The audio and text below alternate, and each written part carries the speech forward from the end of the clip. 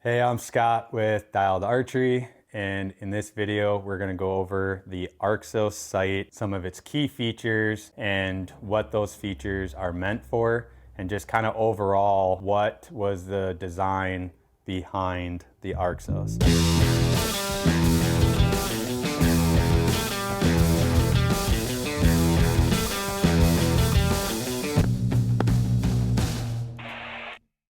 When you first look at the Arxos sight, probably the most dominant feature that you'll notice is the void dial.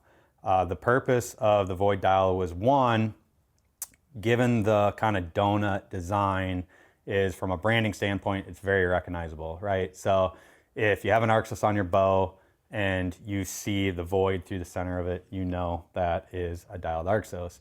But from a design perspective and functionality, there's a lot that goes into that void dial. Starting with the dial being oversized, so it is slightly larger. So when you're hunting, if it's cold, you got gloves on your hands, it is a little more accessible and easier to grab onto, even with the knurling on the dial. From a functionality standpoint though, with the void dial, that's kind of what the whole sight is built around. So you'll notice that the dial actually goes through the entire frame of the sight, where with a lot of other sights on the market, the dial strictly remains exterior. So the dial's on the outside, you adjust it, and all the gearing, everything that makes the sight work are exterior and exposed.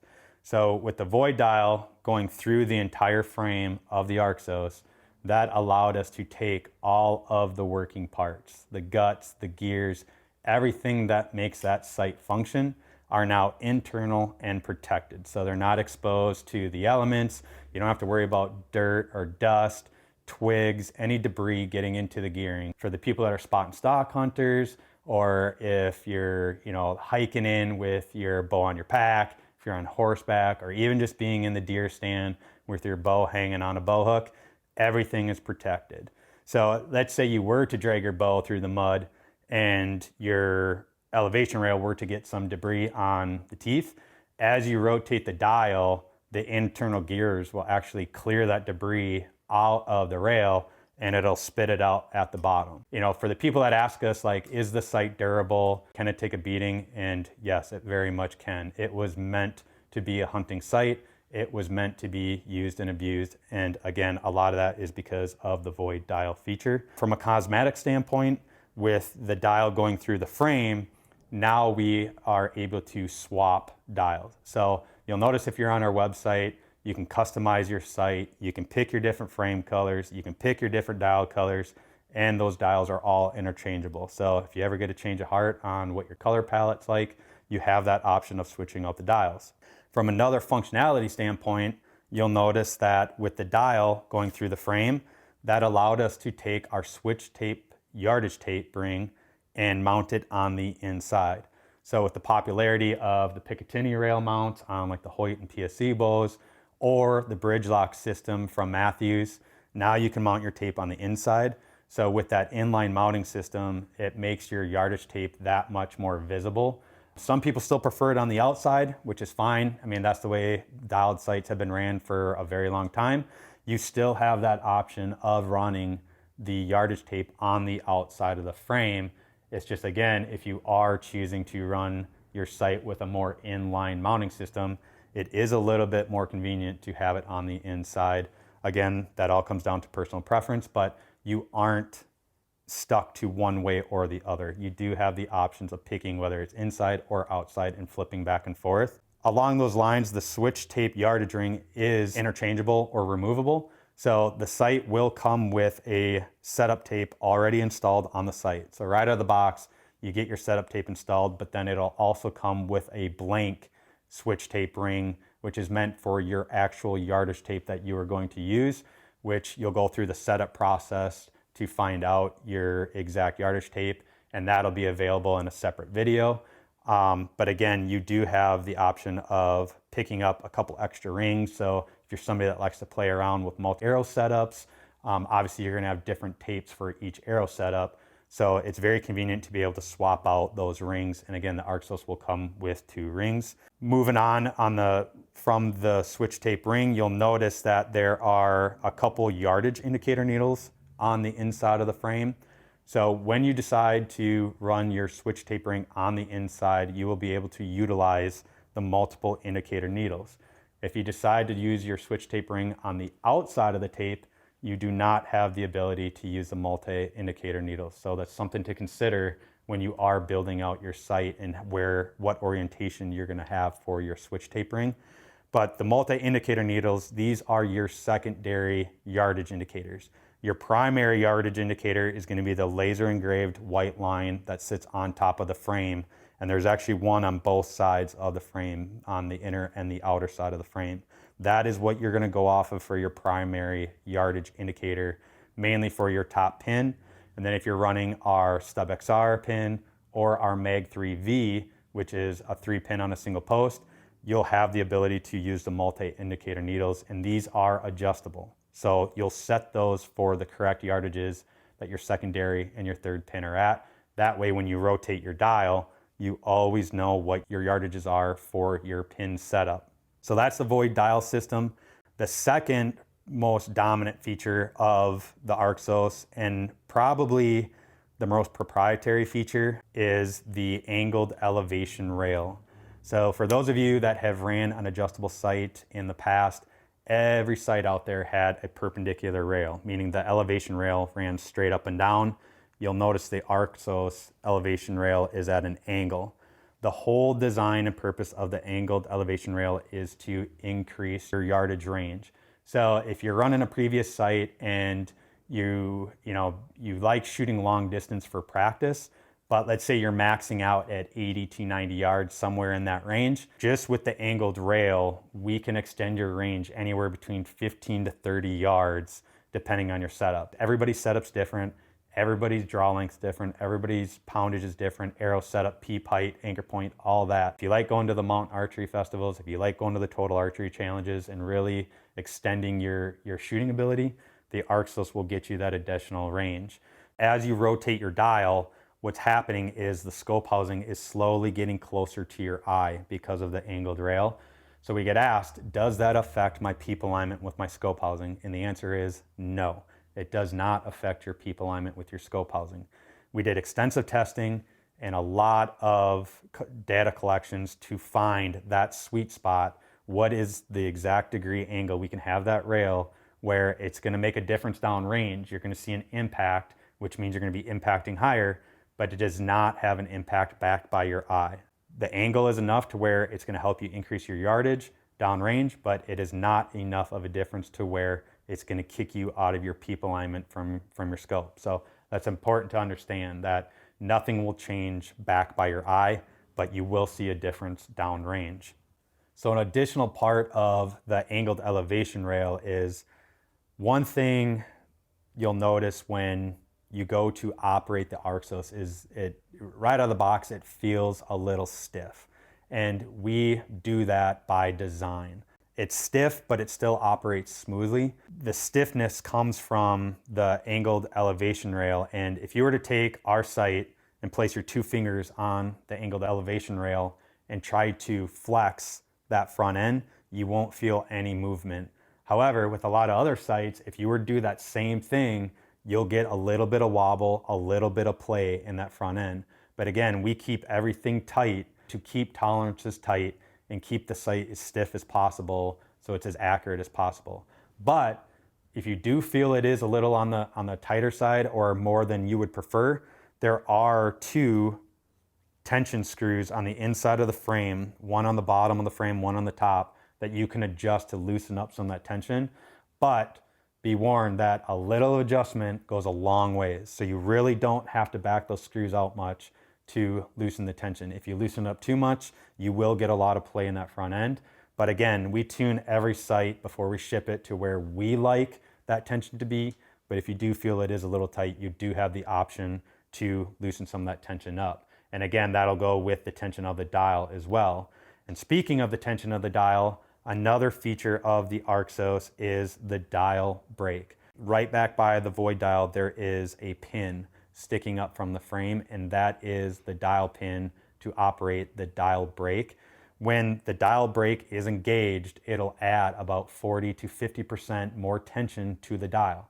So a lot of other sites in the past have always used a locking wing knob or some sort of locking mechanism to truly lock the dial in place so you can't move it. That's great from, for most instances where you're practicing, or, I mean, if you are like going on a really rough ride, back into the backcountry or something like that. But from a hunting perspective, we looked at it as a way that, okay, if I was in a hunting scenario and let's say I'm stalking in on an animal, or I am riding on a horseback with my bow in my pack, I can have the dial brake engaged again, which means that there's about a 40 to 50% more tension on the dial and the angled elevation rail. Now the sight can't move like hardly at all. But if I needed to, let's say in the heat of the moment, I get an opportunity at an animal and I forget to disengage my dial brake, I can override that and still make an adjustment with my sight. And chances are I'm gonna realize right away that I forgot to disengage my dial brake, so I can disengage it and make the adjustment more quickly and smoothly. But with the dial brake engaged, you can override that brake if you had to. But if the dial brake is engaged, the sight won't move without you actually overpowering it. If anyone did receive a sight, especially some of our original Gen 1 sights when we first launched, and your dial brake is not operating to where it's about 40 to 50% more tension, get a hold of us. You can send your sight in and we'll completely service it and upgrade it to operate the way it should. Moving forward on the sight, the Arxos comes with both macro and micro adjustment, and both adjustments are secured with locking set screws. When you sight in, and again, the sight in process will be in a separate video, when you sight in your windage, you're gonna start by using your macro windage. And your macro windage is found by loosening these two vertical screws on the windage bracket. You have a top screw and a bottom screw, and the bottom screw is also your second axis adjustment, which we'll get into a second. You want to start with your macro windage. That way you can get your major adjustment done first, and then you'll finish it with your micro adjustment to really fine tune your left and right. Once you find your left and right, you can lock down the macro adjustment, and then you can also tighten down the micro adjustment with a tiny set screw located on the other side of the windage assembly. So both windage adjustments are secured with locking set screws. So I mentioned that the sight, the Arxos, does have second axis adjustment. It also has third axis adjustment. Your third axis adjustment is found on the windage assembly. It's part of the windage assembly. Again, in the setup process, you're gonna find your windage, and you actually wanna set your windage and your elevation first, and then go back and set your axis adjustment. So it's kind of a little bit different from the routine that a lot of other sites would set up, but there's a reason for that. And the reason being, our third axis is being located on the front of the sight. It's protected. A lot of sites like to put their third axis adjustment back on the dovetail or kind of in the middle of the sight, which that's a convenient spot, but that's also a very weak point. So when a sight is mounted to a bow, it hangs off the riser. So again, if you're stalking, you're dragging your bow through debris, or you have it on your pack, that third axis adjustment is exposed, where with ours, it's on the front. If you were to extend your micro adjustment all the way out, you will see that it'll expose your third axis adjustment screws. So there's one set screw on the front and there's one set screw on the back. So that is your third axis adjustment. Once you get that set and you go to set your windage adjustment, now the third axis adjustment screws get buried into the windage assembly and it's protected. So that can't get bumped, that can't get moved. Part of the third axis adjustment is the mag housing adapter screw. So if you ever want to change mag housings, if you ever want to run a different scope housing, this is where you'll connect and disconnect. If you purchased our sight with our mag on it and you wanted to run a target scope like a Shrewd scope or something like that, you can remove this top screw and then this whole mag assembly will be removed. You can attach our offset scope adapter, which can be found in our accessories page on our website, and that's how you'll attach another or a different scope housings. We get a lot of questions on what scopes are compatible with our frame, and basically when it comes down to it is if there's a scope out there that can be attached with a 10/32 rod and it'll accept our offset scope arm adapter, it should work. If you look at our mag housing itself, you'll notice that we do run a vertical pin system on our StubXR and our Mag 3V versions. There are other versions coming down the road, which we'll release those when they're ready. But you'll see that we have a single post and that our level is actually located at the top of the mag housing. Every other site out there puts their level in the bottom. That's the way it's been done for decades. When we designed the Arxos, it was designed with, precision and being able to extend your range. And in order to extend your range even further, paired with the elevation rail, when we put the level in the top of the housing, now we get more retail space on the vertical pin. So once you exhaust your adjustment with your dial using your top pin, now you can go and use your second or your third pin on the Mag 3V or your bottom pin on the StubXR. So again, just another way to extend your range. Another reason for putting our level in the top of the mag housing was for anybody that, especially when you're shooting long distance, if you're focusing on the target and then you take your eye off the target to look at your level, which for most sites has always been in the bottom, where do your hands generally go? They always tend to follow your eyes, right? So if you look down, your hands are going to go down. And again, at long distance, a lot of times you'll look back up at the target and your pin will be sitting below the target, which now, in order to get your pin back on target, you have to raise your bow up, which means you're fighting gravity. With the level in the top, if you do have to take your eye off the target to look at the level, one, the level's more in your peripheral vision, but two, if you look at the level, and again, your hands follow your eyes, now you'll find yourself floating above the target, which it's much more natural to come down on target from the top to the bottom. Another question we get a lot is, with our StubXR pin, is why do we have such a large gap between our top and our bottom pin? The distance between our top pin and our bottom pin is about a 1/2 inch. For most shooters, that will equate to about a 20 and a 50 yard gapping. And we increase that gapping because most setups nowadays with modern technology, how efficient bows have become, we're picking up more speed. Really with one pin, you can cover from 20 to 40 yards. Most people can do that hold over, hold under. So to put two pins a 1/4 inch apart, it really didn't make sense to us because now you're covering like a 20 and a 35 range, which again can really be covered with one pin in most hunting scenarios. So with a 20 and a 50 gapping, now we can cover 20 to 50 yards with one pin without having to adjust our sight. In the heat of the moment, if you don't have time to actually get the exact yardage and dial for that exact yardage, you have that much coverage without worrying about having to adjust your sight. On the Mag 3V, with having 3 pins on a single post, most people will be about a 20, 35, and a 50 pin gapping.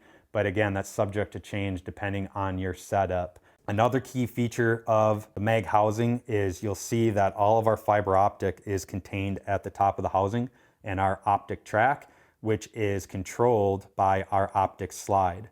So the optic slide will control how much fiber is exposed to sunlight. So that will brighten and dim the pin depending on how much fiber is exposed. To cap everything off, you'll notice if you're on our website that you do get several color options. And that is one thing that we do different at Dialed is we Cerakote every part of the Arxos site where everybody else uses anodizing. Anodizing has worked great in the past. It's quick, it's easy, it's inexpensive, but it's really not the most durable finish available. Where anybody familiar with Cerakote, especially in the firearm industry, it's a ceramic-based coating, which means it's very durable, it's very tough, it's very weather resistant, and rust resistant. So we like Cerakote. We're all huge fans of Cerakote. It gives us a lot of options as far as customization, but it also offers a great protective cover for all of the aluminum parts that make up the Dialed Arxos sight. That's the Dialed Arxos. That's an overview of the features, why we kind of designed it the way we did. If anybody has any further questions, you can reach out to us on our social media platforms. You can also email us at support@dialedarchery.com. I'll personally respond to those emails and look forward to talking with you guys in the future.